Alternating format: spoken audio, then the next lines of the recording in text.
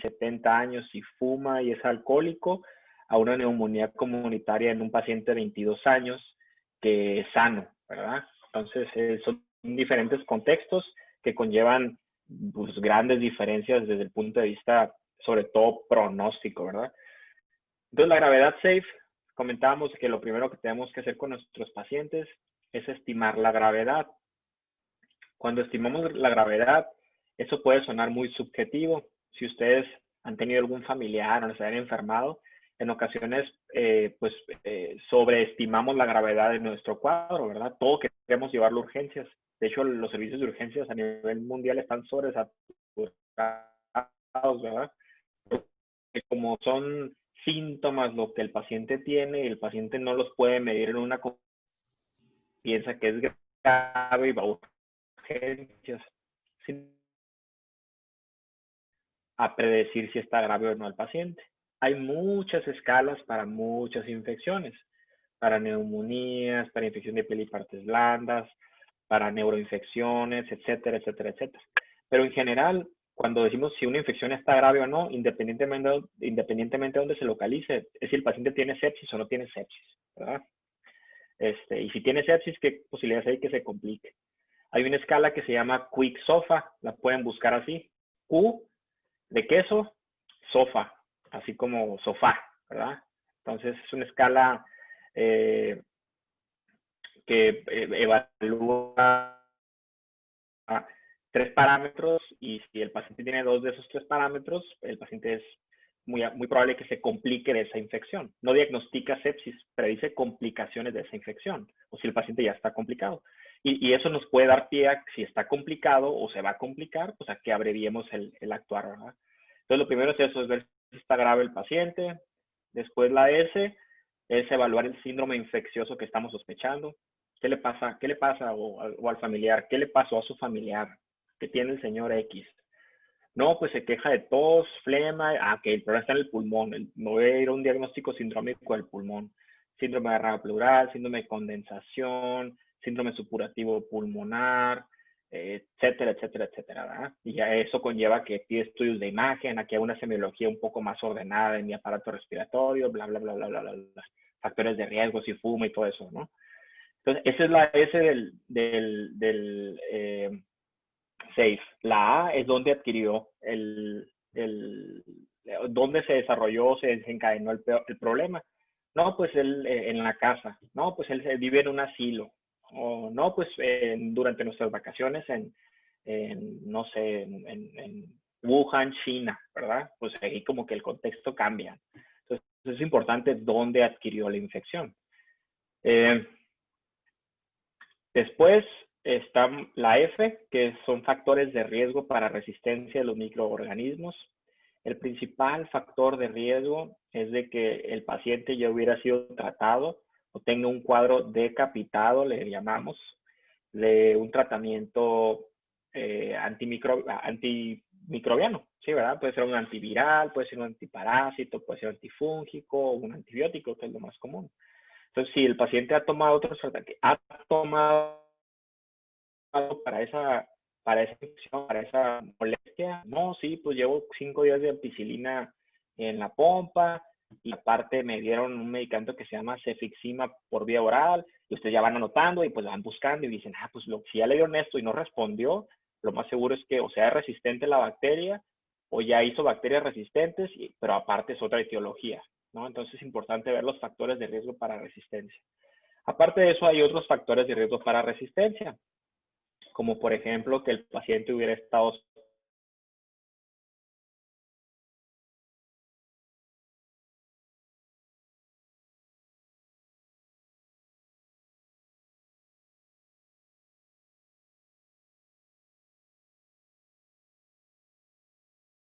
en la orina y se batallan mucho para eliminarla, ¿verdad? Entonces, como que es importante eso. La E, ¿sí? Disculpe, ¿puedes repetir otra vez cuáles son los otros factores de riesgo? Es que no sé si nomás se me trabó a mí o se le trabó a todos. A todos. A todos. Ah. Sí, los factores de riesgo para resistencia, a grosso modo, hay muchos, hay muchos.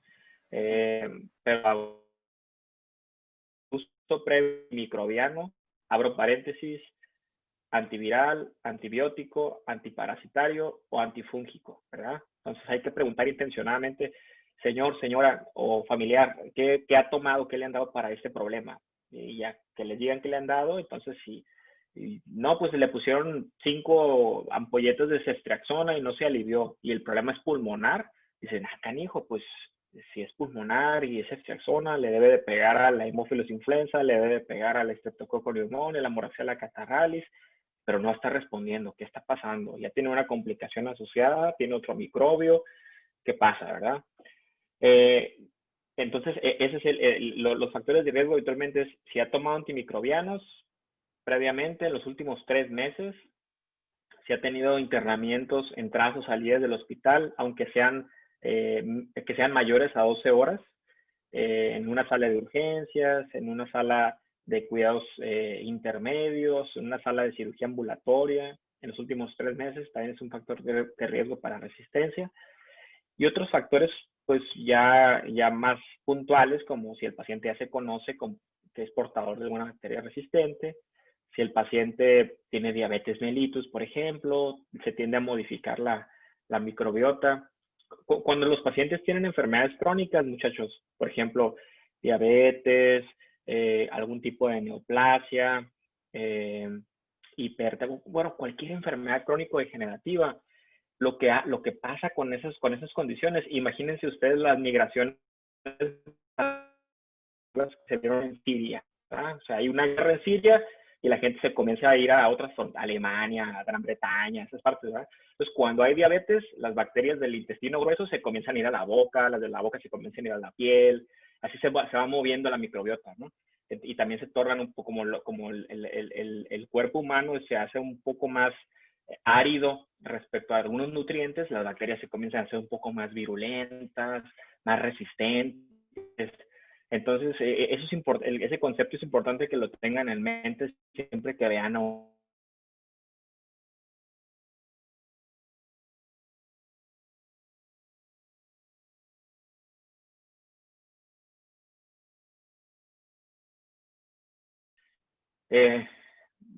neuroinfección, ¿verdad? Y luego dicen, ¿cuál es la etiología probable? Y uno dicen, el virus del oeste del Nilo. Dicen, no, pues cálmate, eso no hay aquí, ¿verdad? O sea, no tenemos un brote ni nada. ¿Qué es lo que sí tenemos aquí? TB, Coxi, Streptococcus pneumoniae, Escherichia coli, Klebsiella pneumoniae. O sea, ¿cuál es mi epidemiología local? Ahí es donde está difícil conocer la epidemiología local, porque a nivel Sonora y a nivel Hermosillo difícilmente nos la ofrecen a la población en general. De hecho, no la hay. O sea, no hay nada así como que hermosillenses, si ustedes se enferman de tal, es esta bacteria. No, o sea, no hay eso.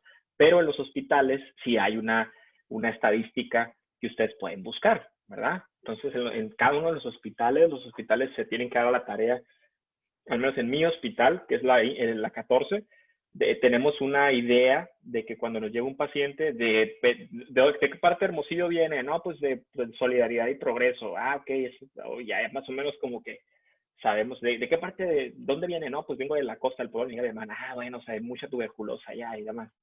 Entonces, hay que ver la epidemiología local del sitio donde el paciente adquirió la infección. Y por último, la última E, se resume a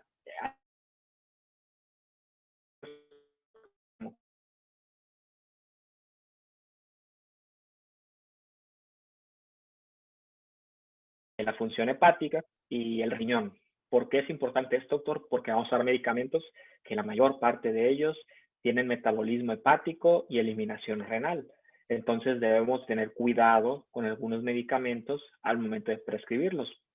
El ejemplo más común son los aminoglucósidos, que pueden dejar al paciente con sordera permanente, irreversible, y los medicamentos antituberculosis. De hecho, ayer vi un paciente que le diagnosticaron una tos crónica y dijeron, este es tuberculosis. Le dieron medicamento a dosis plenas y hizo una hepatitis, una RAFA, le llamamos reacción adversa a fármacos antituberculosis. Pero no lo vigilaron al paciente, ¿verdad? Entonces, sí es importante ver cómo está basalmente su hígado y ir avanzando en el tratamiento y ir avanzando en las vigilancias. Entonces, a resumen, eso es la gravedad safe. ¿Sí? A lo mejor ahorita se escucha muy puntual, el orden de los factores no altera el producto, pero yo les digo que si se llevan ese orden, lo van a sistematizar y ya ni siquiera van a pensar en gravedad 6, porque yo veo a los residentes y a los internos que llevan su tablita cuando pasan visita conmigo y ponen gravedad 6 y hacen el ejercicio así, ¿verdad? Entonces, y eso es en el R1, por ejemplo. Ya cuando están en el R3, ya, o sea, lo hacen de forma automática. Entonces, que creo que es un buen modelo para abordar a los pacientes de forma inicial.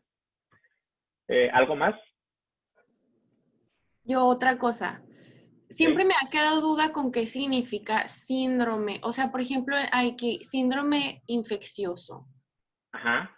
¿Y eso qué es? O sea, ¿qué es un síndrome infeccioso? Como que es muy general. No sé dónde lo puedo leer. Sí. Un sitio donde viene excelentemente explicado. Se me fue el nombre.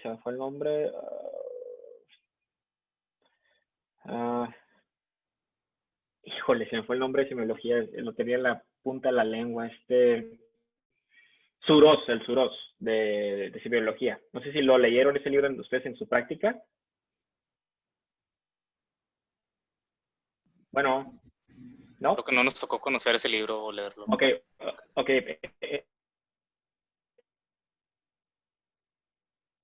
Muy exhaustivo en la explicación de eso. Pero bueno, respondiendo a la pregunta de la compañera, un síndrome básicamente es un conjunto de signos y síntomas. Los síntomas son aquellos que yo como médico no puedo medir, no puedo palpar, se lo dejo todo al hablar del paciente o al hablar del familiar.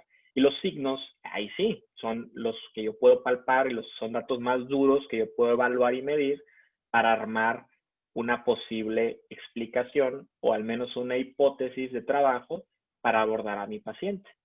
Cuando decimos, tiene un síndrome infeccioso, como bien dice la doctora, es un término muy vago y muy amplio, ¿verdad?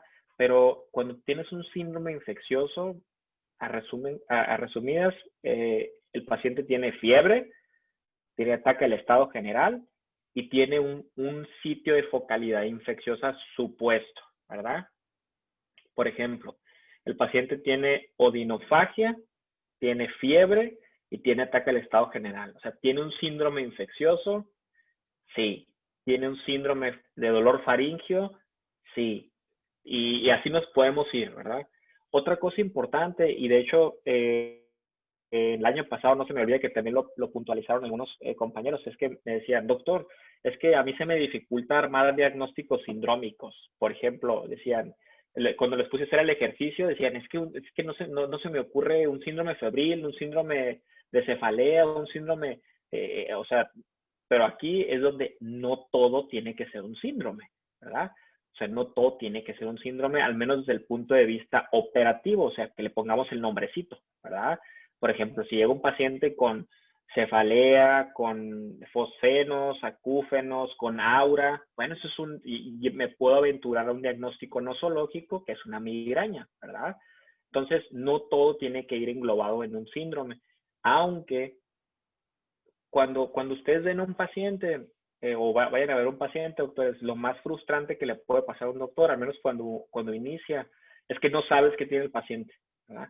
Entonces no puedes poner, no sé qué tiene. Sí puedes poner eso, ¿verdad? O al menos lo puedes decir en tu mente, pero es más cómodo, ¿sí? O es mejor desde el punto de vista relativista ver el vaso medio lleno a ver el vaso medio vacío. Entonces si ponemos un síndrome X, decimos, ok, no sé qué tiene, pero por aquí le voy a investigar, ¿sí?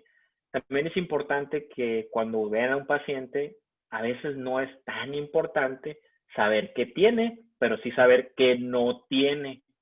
¿Ah? O sea, así pueden ver también sus casos clínicos en infecciones, ¿verdad? Por ejemplo, a mí ayer me hablaban de un paciente, oye, ¿sabes qué? Pues tiene fiebre. Ok, ¿qué tiene? No sé qué tiene. Les digo, ¿cómo que no sabes qué tiene? No sé qué tiene, pero sí sé que no tiene infección urinaria, no tiene neumonía, no tiene infección del torrente sanguíneo, no tiene ta. Entonces, tranquilos, vamos a dar este antibiótico para esta posibilidad que es la más común y vamos a esperar. El paciente amaneció mejor hoy, lo bueno, ¿no? Entonces, en ocasiones también pasa eso, ¿eh? Entonces, para que no se quieren tanto a la cabeza buscándole síndromes a todo. Doctor, una duda. Entonces, no siempre vamos a encajonar a los pacientes en síndromes, también los puede encajonar en síntomas nada más, o sea, un síntoma solo. Así es, sí, o sea, por ejemplo, sí, por ejemplo, hombre de 46 años con disnea, ¿verdad? Puedes trabajar por ahí. Hombre o mujer de 16 años con dolor abdominal bajo. O sea, así puedes trabajar también. O sea, no necesariamente. A lo mejor inicialmente cuando ves a tu paciente y no sabes qué tiene y lo puedes mentalizar así, ¿verdad? Por ejemplo, mujer de 16 años con dolor abdominal bajo. Muy bien. Ok. No está grave, vamos a estudiarla. Okay. Y te vas con la idea así, mujer de 16 años, dolor abdominal bajo. Mujer de 16 años, dolor abdominal bajo. Y después, pues ya con más calma, te comienzas a hacer preguntas, ¿verdad? ¿Qué está en el abdomen bajo? ¿Qué está el útero? ¿Están los ovarios? ¿Está el intestino grueso? ¿Está la vejiga? ¿Qué otros síntomas tenía la paciente? No, pues tenía descarga vaginal, tenía fiebre intermitente, tenía adenopatías inguinales. Pues entonces puede ser una enfermedad pélvica inflamatoria, ¿verdad? Ok, ¿qué es eso? Bueno, pues vamos a buscar. La enfermedad pélvica inflamatoria es una enfermedad que, sí, la paciente me dijo que le pusieron un DIU y que aparentemente no fue tan aséptico la colocación. Entonces lo más seguro es que se hubiese infectado por esa vía. Y así de forma subsecuente se pueden ir trabajando con cada uno de los pacientes.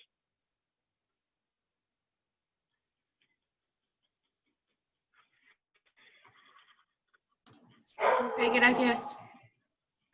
Gracias, doctor. Bueno, de nada, vamos a empezar